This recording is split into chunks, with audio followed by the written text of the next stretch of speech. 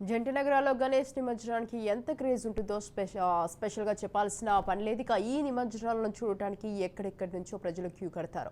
అంతేకాకుండా చిన్న నుంచి పెద్ద వినాయకుడి వరకు ఈ నిమజ్జనం కార్యక్రమాన్ని డీజేలతో ధూమ్ధామ్గా సెలబ్రేట్ చేస్తారు. ఈ నేపథ్యంలో సెప్టెంబర్ 17న జంట నగరాలైన హైదరాబాద్, సికింద్రాబాద్తో పాటు రంగారెడ్డి, మేడ్చల్, మల్కాజ్గిరి జిల్లాలోని ప్రభుత్వ కార్యాలయాలకు, పాఠశాలలకు, కాలేజీలకు సెలవు ప్రకటిస్తున్నట్లు తెలంగాణ ప్రభుత్వం జీవో విడుదల చేసింది. ఇక ఆ రోజున సెలవు ఇస్తుండటంతో నవంబర్ 9న రెండో శనివారం వాకింగ్ డేగా ప్రకటించింది.